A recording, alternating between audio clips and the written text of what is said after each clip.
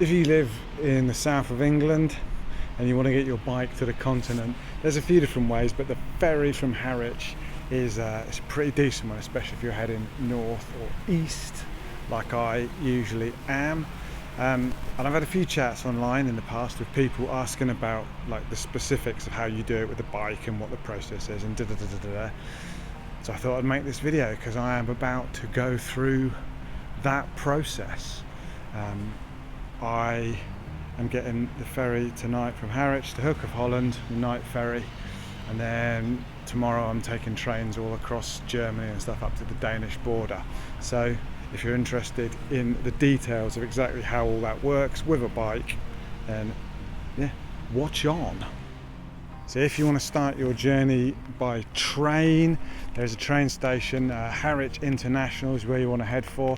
You can get a direct train there from Liverpool Street in London, which is what I did. Worth mentioning here, the train I got on the boards said Clacton-on-Sea and Harwich Town. When you get on the train, there is no mention of Harwich.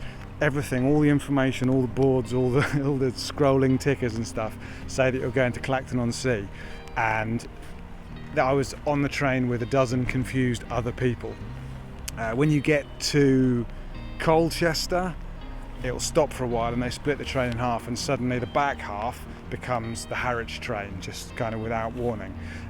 It's very disconcerting. There was lots of confusion, but it's quite a long stop at Colchester while they split the train in half, and there was loads of staff around to ask and stuff. So don't panic, just follow your gut and you'll be fine.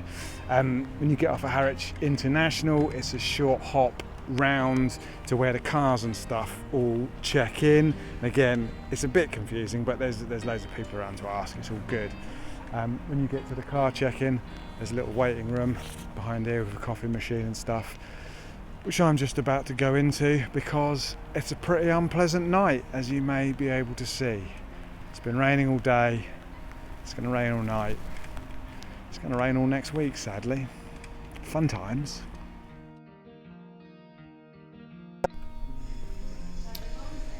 So I sat in the little waiting room until I saw the cars outside starting to move, which means the check-in gates have opened. That happened about 8 o'clock, I think, so sort of 3 hours before sailing. When it does, you just get into the mix with all the cars and vans.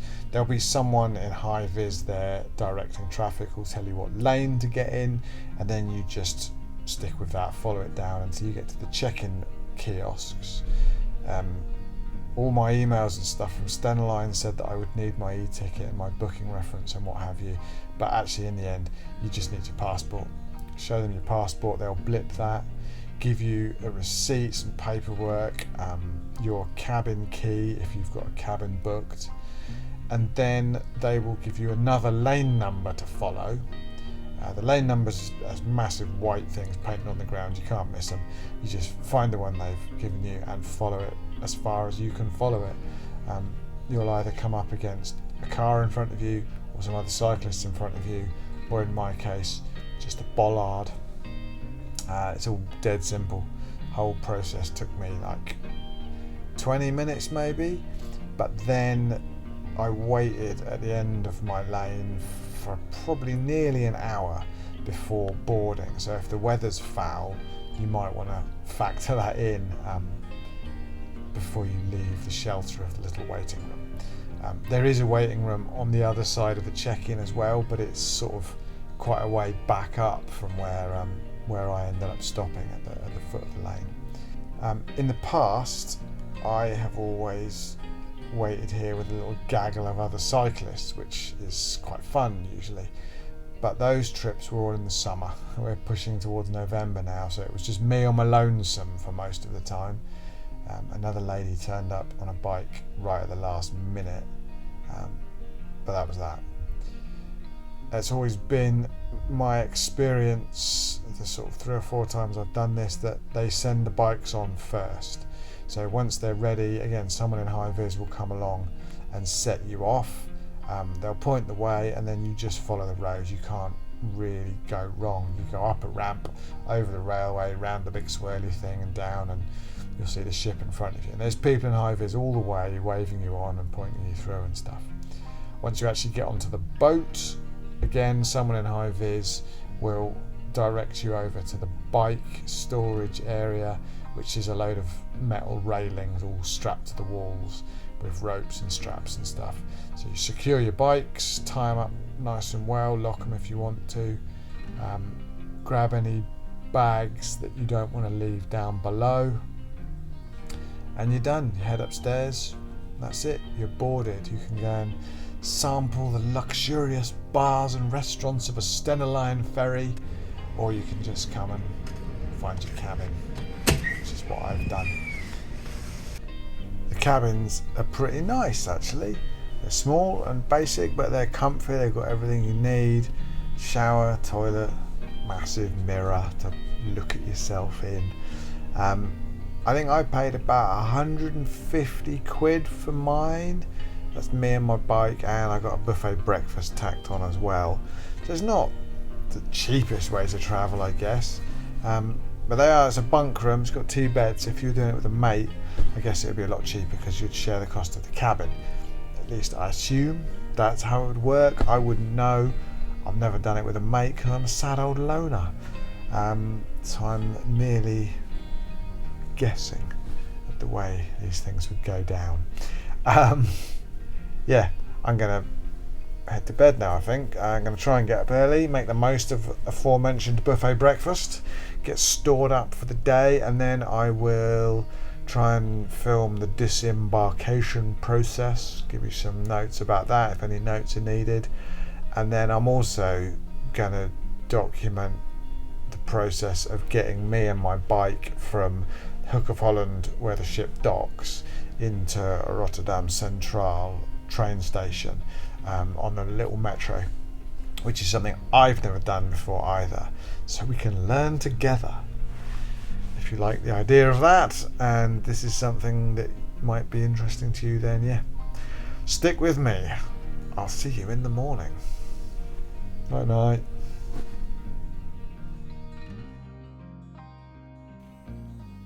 I just want to take 1 minute to show you my Bob and Brad Q2 Pro mini massage gun. I've been using this fairly regularly now for a few months and I love it. If you've got some New Year's resolutions perhaps coming up in the not too distant future that are going to involve a bit of running, a bit of cycling, out in the cold maybe, then you definitely want this in your arsenal. It's portable, packable, powerful. Got 5 different speed settings, so you can go from gentle massage to serious pummeling. It's got 5 different attachments, covers every muscle group, tendons, spine, joints, the lot, including this amazing heating and cooling head, which is just nuts. Absolutely love it. Sit back, let the machine do the work. 2 minutes on each muscle group here and there. You will definitely see the effects, I promise. There are promo links down in the description and the pinned comment for a cheeky discount. If you're interested, go check out the Bob and Brad store, their YouTube channel. Loads of good advice, loads of cool tools, all designed to help keep you tip-top while you train for that big thing that you've promised yourself you'll do in the spring. Good luck with that. And back to the video. Oh, good morning. It is now 5:30 UK time. I've just been woken by a very polite and relaxing shipwide announcement telling me that the cafes and shops are now open for my enjoyment. So that means it's time to get up, shake the fuzz out of my head, and go and hit up this breakfast. Let's go see what's on offer.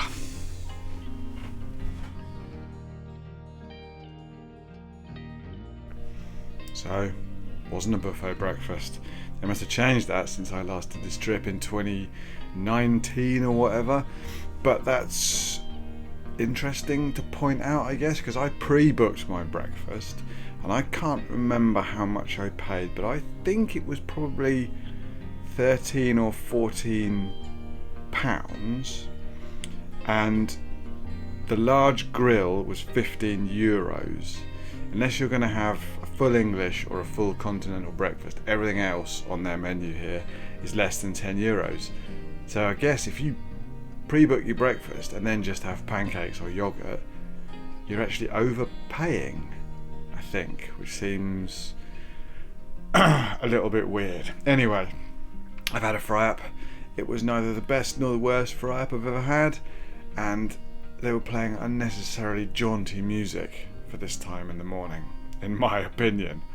But I'm fed, I'm watered, I've had coffee. It's about 6:15 now.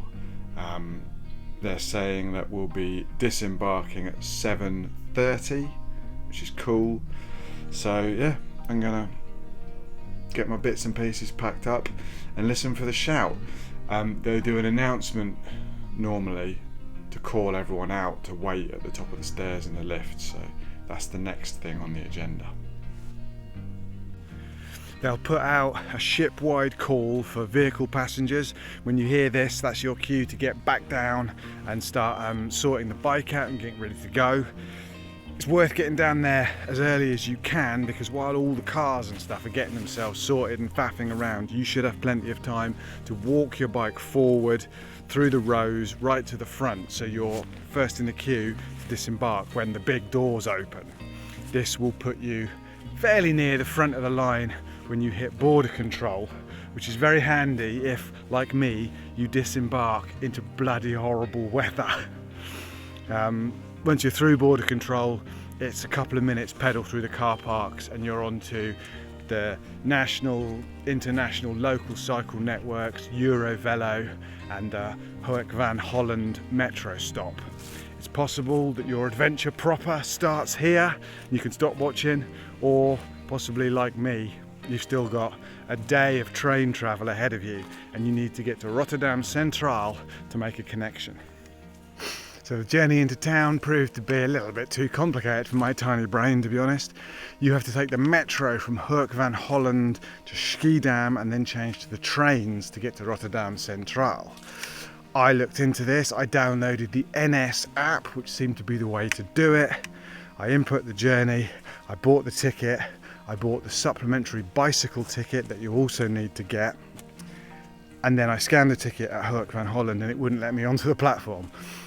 Fortunately, a friendly local came to my rescue and pointed out that the NS app had only bought me the second leg of the journey on the trains. So I then had to go to the machine, the metro, and buy myself a metro ticket for the first stage from Hoek van Holland to Schiedam.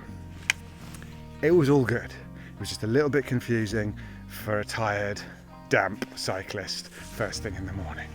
You're not really supposed to take your bike on the train before 9 AM, but if you're coming off the ferry, that's not going to be a problem anyway. Trains are pretty regular, they go about every 20 minutes, and the journey to Rotterdam takes 30 minutes if you time it right. Look for the set of doors with the bicycles painted on it so you know where the bike spaces are, and bear in mind that just because you have a bike ticket doesn't guarantee you a space. So if the train is super rammed, you're expected to wait for the next one. That said, Hoek van Holland is the second or possibly the first stop on that line, so chances are it's not going to be super crowded. When I got on, it was pretty much empty and no other bicycles appeared for the entire trip to Schiedam. When you get to Schiedam, there's a bit of a lift jiggery-pokery moment. The lift that gets you down from the metro platform is pretty small. So if you're packing heavy or you've got a big bike like me, I had to go up on my back wheels and wheel it in like that, which is pretty tricky, and there's no way you'd get two bikes in there together. So don't be in a rush when you get to that point. You then have to switch over onto the train platforms, which means going up in another quite small and impractical lift, or pushing your bike up those little channels they put up the stairs, which in this case is neither designed for fat tyres nor wide bars. but it's fine, it's very doable. I have pushed up much worse hills, believe me. So the trains to Rotterdam Central from Schiedam also very regular, every 15 or 20 minutes.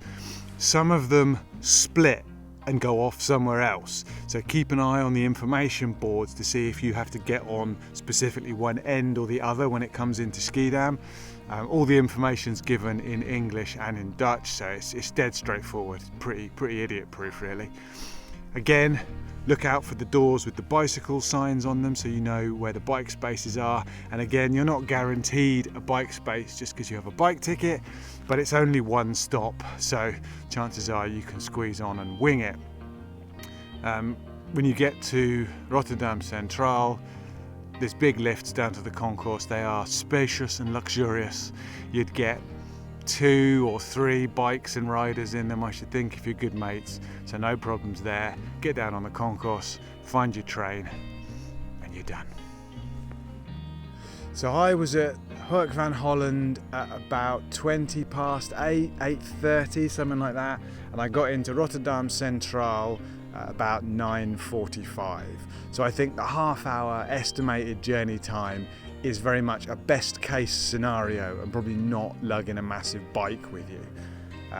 Personally, I would give it an hour and a half. Build in plenty of time to be confused by ticket machines and to struggle with small lifts and unclipping bags and all that kind of stuff. But that's that. I took my bike from London Liverpool Street to Rotterdam Central via the Harwich Hoek of Holland ferry, and it was a fairly pleasant experience really.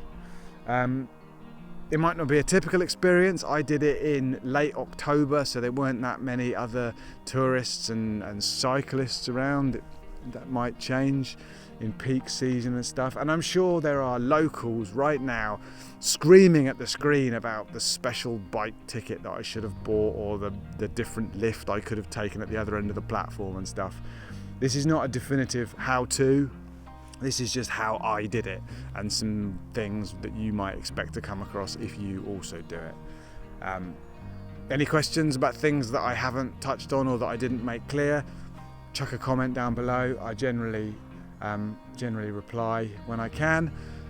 Other than that, I'm done really. Did my journey. Please like and subscribe. Check out the links down below in the description for ways to support the channel, merch, gear links, all kinds of that kind of stuff. Support is always welcome. If I raise enough this month, maybe you'll convince me to get a haircut. Look at that. Crikey. These people here, my monthly supporters, the glorious eagles soaring above us all on majestic wings. Thank you so much. Thank you so much. Although I still haven't got my hair cut. Not thank you that much. Right, I got cold fingers now. I'm gonna go. Next ride is gonna be even colder. I've actually already filmed the next ride, so I can tell you it's gonna be cold. Really, really cold. Sleeping in the woods in the cold. See you all in the next one. Bye now.